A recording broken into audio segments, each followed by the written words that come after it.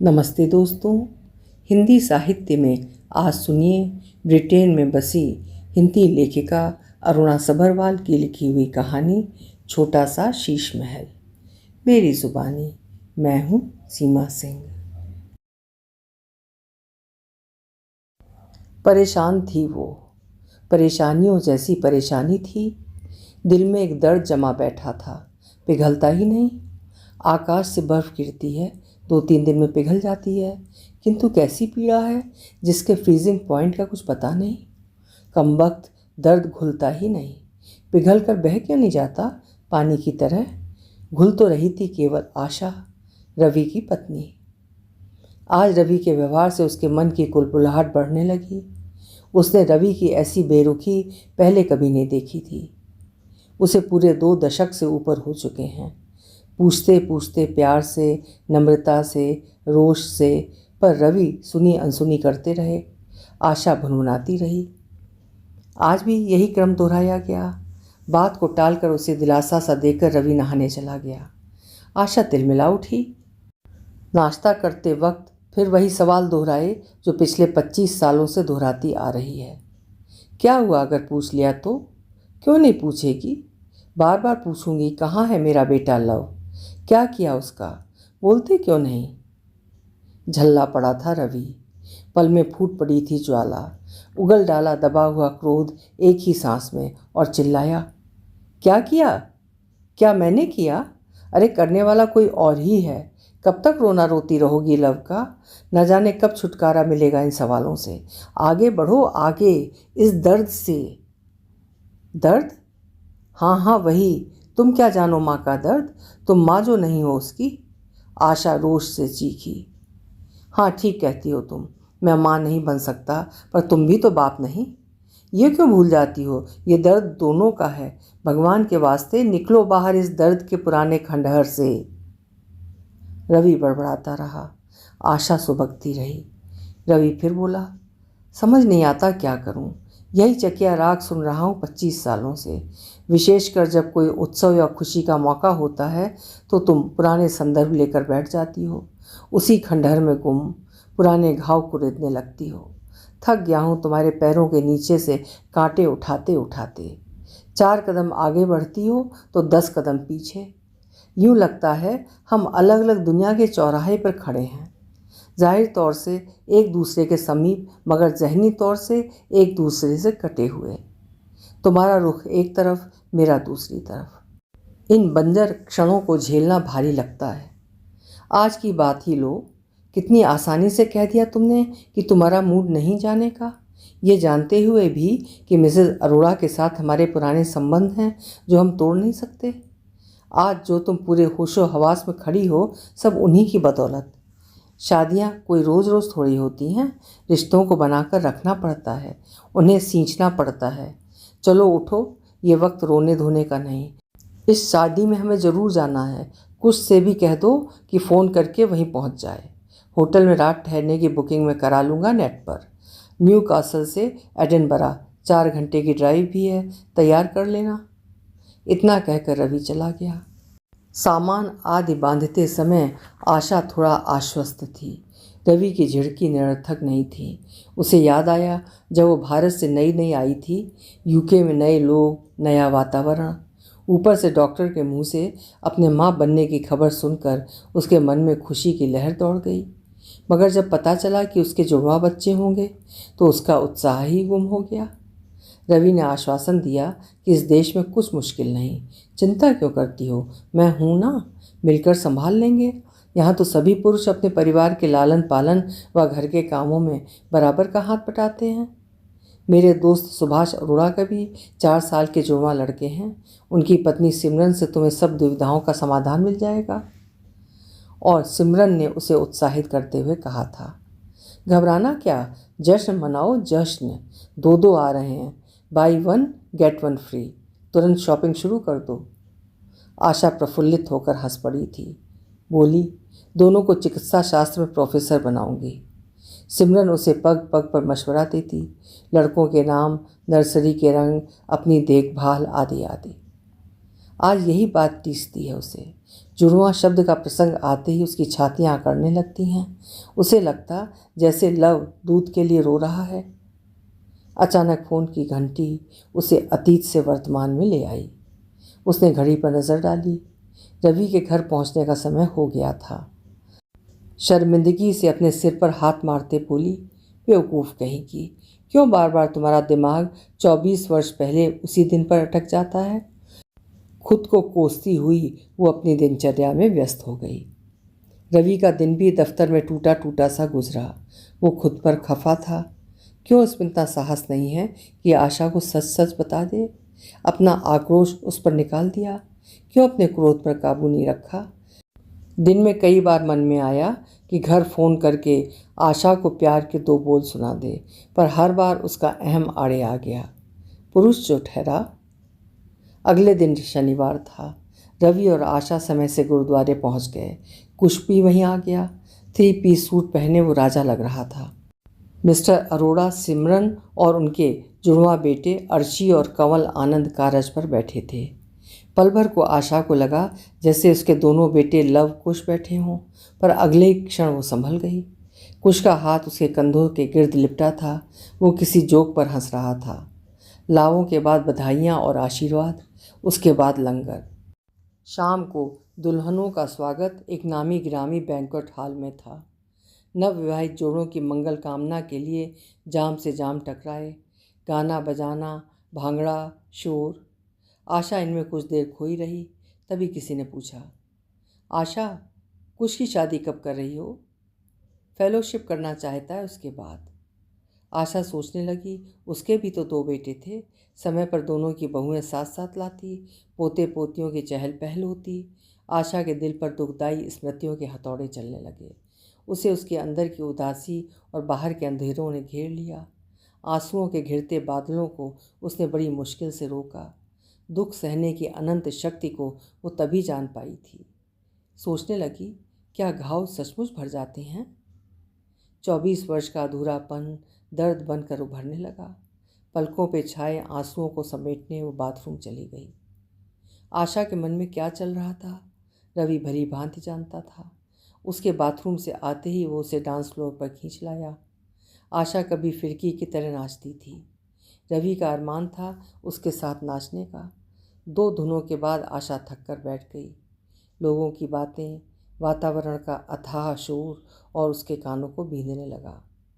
उसके भीतर की बेचैनी ने उसे उठने पर बाध्य कर दिया। वो दबे स्वर में बोली, चलें। रवि उसके दर्द से अनजान कब था। उसने प्यार से हाथ बढ़ाते कहा, चलो। होटल के अपरिचित पलंग पर दोनों अपने अपने दुख समेटे सोने जागने की बारीक रेखा को एक दूसरे से छुपाते रहे। आशा, क्या सोच रही हो। गई रात रवि ने करवट बदलते हुए मुलायम सी आवाज़ में पूछा। कुछ नहीं, कुछ तो ज़रूर चल रहा है तुम्हारे दिमाग में। और आपके, वही जो तुम्हारे दिमाग में। रवि ने प्यार से उसे अपनी बाहों में भर लिया। स्नेह सहानुभूति का स्पर्श पाते ही आशा रवि से लिपट कर सिसकने लगी। अतीत की यादें जगर मगर नाचने लगीं। कितनी खुश थी उस दिन वो। 2 बेटों की माँ। कैसे उचक कर नर्स के पूछने से पहले ही दोनों बच्चों के नाम बता दिए थे उसने, लव और कुश। यही तो 2 नाम किशोरावस्था से सोचती आई। लव आगे आगे और 10 मिनट बाद कुश पीछे पीछे। लव शांत शालीन कुसका तक नहीं, और कुश तेज चुलबुला चैन से लेटा तक नहीं। मुंह मचोड़ मचोड़ कर अंगड़ाइयाँ ले रहा था। लव को प्यार से सहलाते रवि झट से बोला, बड़ा बेटा बाप पर गया है। नहीं नहीं, ये तो अपनी शरीफ माँ पर गया है। कुश है आपके जैसा शरारती। सब हंस पड़े थे। रात के 8 बज रहे थे। रवि तो घर चले गए थे, दिन भर दफ्तर के थके हारे। आशा ने देखा लव बहुत देर से हिला डुला नहीं था। दूध पीते समय सांस लेने में अजीब अजीब सी आवाज़ें कर रहा था। घबरा कर उसने नर्स के लिए घंटी बजाई। नर्स ने लव को देखते ही डॉक्टर को बीप किया। मिनटों में वहाँ डॉक्टर नर्सों की भीड़ लग गई। लव को तुरंत आईसीयू में ले गए। आशा अनहोनी आशंका से कांप उठी। आशा जानने के लिए छटपटा रही थी कि बेटे को हुआ क्या है। उसका कलेजा तड़प कर बाहर आ रहा था। बार बार नर्सों से पूछती, नर्सें टालती रहीं। उसने एक दो बार उठने की कोशिश की, किंतु पोस्टनेटल हेमरेज के कारण नर्स उसे हल्की सी नींद की गोली देकर चली गई। सुबह होते ही रवि को इत्तला दे दी गई थी। आशा की हालत देखकर उसने भी आशा को कुछ बताना ठीक नहीं समझा। लव को एक हृदय रोग था जो हजारों में एक बच्चे को जन्मजात होता है। उसके हृदय का बायां कोष्ठक अविकसित रह गया था और इसका इलाज लगभग नामुमकिन था। रवि ने आघात अकेले झेला। डॉक्टर लव के नन्हे से हृदय पर अपनी समस्त योग्यता और खोज खर्च करते रहे। इधर आशा व्यथित हो उठी। उसकी चुप्पी और टाल मटोल उसे विवल किए डाल रही थी। 24 घंटे हो गए थे। लव को आईसीयू में गए पर कोई खबर नहीं थी। आशा की बेचैनी बढ़ती गई। माँ जो थी वो खुद को रोक ना पाई। आखिर आधी रात को नर्सों की आंख बचाकर वो दबे पांव आईसीयू की ओर बढ़ी, मगर कमजोरी और घबराहट में चक्कर आ गया। वो अपना संतुलन खोकर वहीं फर्श पर लुढ़क गई। वो कई दिनों तक सेमी कोमा में पड़ी रही थी, यही उसे बताया गया था। यही सब याद करते करते कब उसकी आंख लग गई उसे पता ही नहीं चला। अगले दिन एक कुरमुरी सुबह थी। खिड़की से झांकते सूरज ने उसे जगाया। कुछ भी माँ बाप के साथ वहीं नाश्ता मंगवा कर आ बैठा। वो देर तक गपशप करते रहे। पश्चात सुभाष और सिमरन से विदा लेकर वापस अपने घर न्यू कासल के लिए चल पड़े। 3 वर्ष और गुजर गए। कुछ ने फेलोशिप भी हासिल कर ली। चारों ओर से बधाई संदेशों का अंबार लग गया। दूर दूर तक दोस्तों को मिठाई बांटी। कॉलेज के डीन की ओर से बधाई पत्र के साथ ही फेलोशिप के अवार्ड सेरेमनी के डिनर व डांस का निमंत्रण था। सुबह विद्यार्थियों का सम्मानोत्सव, रात को डिनर व डांस। अगले दिन रविवार को कॉलेज की नई प्रयोगशाला का उद्घाटन व प्रदर्शनी। पढ़ते ही दोनों खुशी से उछल पड़े। बेटा उनके सपनों से भी आगे पहुंच गया था। उनके उत्साह की सीमा न रही। आशा, तुम डिनर डांस के लिए अपनी गुलाबी शिफॉन की साड़ी जरूर पैक कर लेना, बहुत फबती है तुम पर, रवि ने मनोहार से कहा। हाँ हाँ, आप भी अपनी नई डिनर शर्ट, काली ट्रिमिंग वाला टस्कीडो और मैचिंग बो टाई पहनना, कुछ को अच्छा लगेगा। कुछ को? और तुम्हें नहीं? रवि ने चुटकी ली। वो दिन भी आ गया। उन अनमोल क्षणों को कैद करने के लिए रवि ने नया कैमकॉर्डर खरीदा था। उत्सुकता और उत्साह दोनों के कारण रात भर ठीक से नींद भी नहीं आई। सुबह दफ्तर जाते वक्त रवि कह गया, 2 बजे तक तैयार रहना, शुक्रवार है, ट्रैफिक ज़्यादा होगा। एडिनबरा पहुंचने में 4 से 5 घंटे भी लग सकते हैं। और सुनो, कैमकॉर्डर रखना मत भूलना। घड़ी की सुई बढ़ती ही ना थी। उसे अभी घर भी बंद करना था। पैकिंग किसी तरह पूरी की, कैमकॉर्डर रखने लगी तो फिर वही ख्याल उसे अवसाद के गहवर में ढकेल गया। रवि ने लव और कुश के कितने फ़ोटो उतारे थे, कहाँ गए सब? कभी दिखाता क्यों नहीं? बस उसकी सारी हंसी आंखों की कोरों में भाप बनकर अटक गई। जब भी पूछती है वही पुरानी कहानी दोहरा देता है उत्तर में। तुम कोमा में थी, उस रात कितनी बर्फ़ पड़ी थी, साइबेरिया बन गया था न्यू कासल। इतना हिमपात, चारों ओर बर्फ़ की मोटी तह और मोटी होती जा रही थी। 3 दिन इंतज़ार किया, फिर चर्च की ज़मीन में दफना डाला, जगह याद नहीं। झूठ? क्या बिना निशान के कब्रें भी होती हैं? उसका तो नाम था। कितने दिन जिया मेरा लाल, कुछ है जो मुझसे छुपाया गया, सिवा रवि के और कौन बताए? उन दोनों का मौन भी कभी चुप न रहा। रवि मन ही मन बोलते, आशा, भली भांति जानता हूँ तुम्हारे प्रश्नों का उठना, तुम्हारा यूं बिफर जाना भी सही है, मगर उस पल में जो सबसे ठीक लगा मैंने किया। आशा सोचती, तुम नहीं समझोगे, सब कुछ अधूरा अधूरा अज्ञात के भंवर में फंसा हुआ लगता है। क्यों लव के बिना कुछ भी अधूरा लगता है? बिना पूरा सच जाने मुझे सदा ये क्यों लगता रहा कि मेरा बच्चा अभी भी है, मुझे आवाज़ दे रहा है, दूध के लिए प्यासा है। रवि के घर पहुंचते ही आधे घंटे के अंदर ही दोनों एडिनबरा के लिए निकल पड़े। मोटरवे पर जाते ही उसने कार की गति को तेज कर दिया। 90 मील की गति से कार भागने लगी। बेटे की सफलता के नशे में मस्त ना जाने कब एडिनबरा आ गया पता ही नहीं चला। रवि बोला, आशा, माँ बाप के लिए इससे अधिक गर्व की बात और क्या हो सकती है? सच मानो, बच्चों की सफलता ही माँ बाप की सफलता है। आज मैं, रवि भल्ला, अपने को सफल पिता घोषित करता हूँ, रवि गर्व से चिल्लाया। अकेली सारा श्रेय ले लोगे क्या? माँ तो पहली शिक्षक होती है। आशा ने खिले गुलाब से मुस्कुराहट के साथ कहा। उसके मन में अनायास कुश की पहली मुस्कान कौंध गई। वो अतीत से खुशियों के मोती उठा उठाकर माला पिरोने लगी। कुश का पहला दांत, पहला कदम, पहला शब्द, पहला जन्मदिन, पहला स्कूल का दिन अंत ही नहीं था। कितने वर्षों से सहेजती आ रही थी इन सुखदायी क्षणों को, पर कभी खुलकर उनका उत्सव नहीं मनाया, आज भी नहीं। कार चलाते हुए रवि ने उसकी मुस्कान को तिरोहित होते हुए महसूस किया। उसकी निर्बाध खुशी पर जैसे तुषारापात हो गया हो। एकदम से झल्ला कर बोला, कम से कम आज तो विदा कर दो अपनी व्यथा को। क्या मिल गया है जो अब मिल जाएगा? जो जीवित है तुम्हारे सामने खड़ा है, क्या तुम उसके सुख के लिए उमड़ते बादलों को दबाकर मुस्कुरा नहीं सकती? हर खुशी के अवसर पर नई मुश्किल खड़ी करके उसे किरकिरा कर देती हो। क्या कुश को खरे सोने जैसा शुद्ध आशीर्वाद नहीं दे सकती? उसने हमें जो दिया उसके बदले ये खोट मिली नकली मुस्कान। माँ हो, अब सिर्फ उसकी माँ। क्या करूं, कोख अपना हक मांगती है। किससे? रोक सकती थी क्या तुम उसे, या मैं रोक लेता? संभालो अपने आप को। हमारा कुश तुम्हारा जाया 2 क्या आज 10 के बराबर है। अब से हर पल उसकी खुशी के लिए जीना ही तुम्हारा धर्म है। इससे ज़्यादा और क्या महत्वपूर्ण है तुम्हारे लिए? कुछ पल दोनों में मौन वार्तालाप का सिलसिला जारी रहा। आशा मन ही मन बड़बड़ाती रही। हाँ हाँ पूछूंगी, बार बार पूछूंगी। हर बार वही पुरानी मनगढ़ंत कहानी सुना देते हो। तुम कोमा में थीं, चारों ओर बर्फ ही बर्फ जमी थी, बल्ला बल्ला इत्यादि। रवि भी मन ही मन बड़बड़ाते रहे। आशा, मैं अच्छी तरह जानता हूँ तुम्हारे प्रश्नों का उठना बिखर जाना ही सही है। तुम नहीं समझोगे, सब कुछ अधूरा अधूरा अज्ञात के भंवर में फंसा लगता है। निकलो उस भंवर से, बहुत हो गया। रवि ने अपना बायां हाथ आशा के हाथ पर रखा। आशा ने उसका हाथ अपने हाथ में लेकर चूम लिया।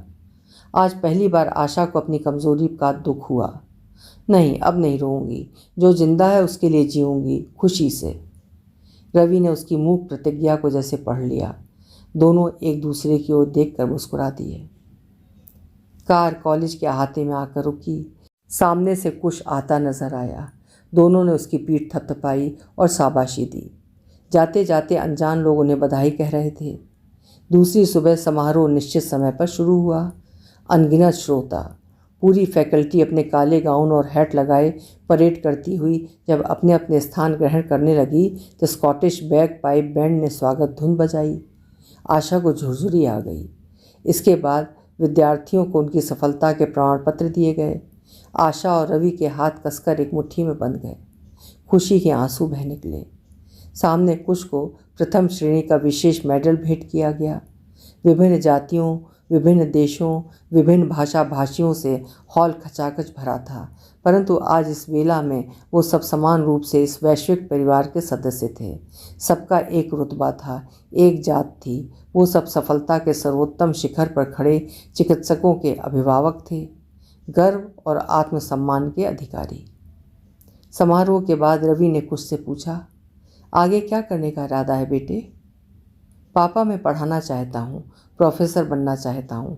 डॉक्टरी और मरीजों का इलाज तो साथ साथ चलता ही रहेगा। शाम को डिनर के लिए रवि और आशा अच्छे से सज धज कर तैयार हुए। वाह, ये हुई ना बात। कभी हमारे लिए भी ऐसे तैयार हो जाया करो, रवि ने आशा को खुश करने के लिए कहा।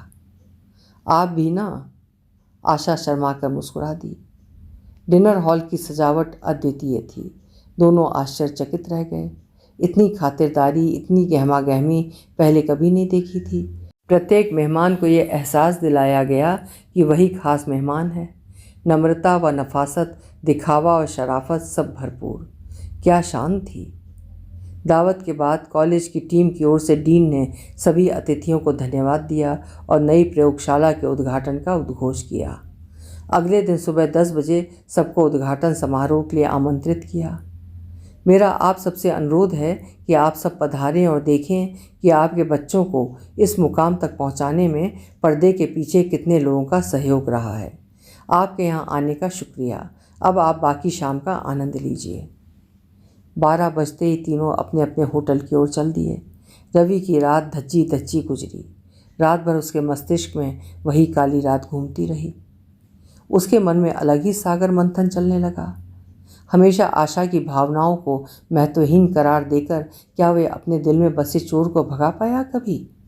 आशा का मूक आश्वासन उसे अपने अपराध बोध से लड़ने के लिए छोड़ गया।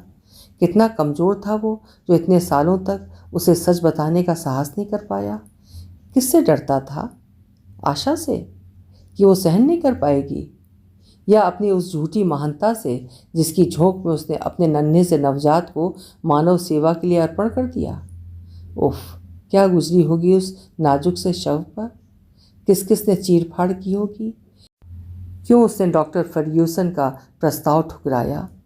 लव को जन्मजात हृदय रोग था, जो हजारों में एक को होता है। लव चिकित्सा शास्त्र के लिए एक अमूल्य उदाहरण था। उस पर अन्वेषण करके बहुत कुछ सीखा जा सकता था। उस वक्त आशा अपने कक्ष में थी, नीम बेहोश। रवि लव के पास आईसीयू में भागा था। डॉक्टर फर्ग्यूसन उस नन्ही सी जान को ऑक्सीजन चढ़ाते रहे। 2 अन्य प्रोफेसर, उनके वरिष्ठ चिकित्सक वहां आ गए। हालांकि रात के 11 बज रहे थे। सभी प्रयोग विफल रहे। चारों ओर नलियों में लव की नन्ही जान अटकी थी। डॉक्टर फर्ग्यूसन ने उसका कंधा थपथपाया। दुविधा में उनकी आंखों में आंसू थे, क्षोभ के, असफलता के, विवशता के। रवि उनकी छाती से लिपट कर फपक उठा। रो मत, ईश्वर ही इस सारे नाटक का रचयिता है मित्र। उसने इस मंच पर आज ये अपनी नई रचना भेजी थी, शायद इसलिए कि हम ऐसी अजीब रचना को समझ सकें और भविष्य में इससे सबक ले सकें। सीख लिया डॉक्टर? क्या सीखा? उसकी माँ को सिखा पाओगे?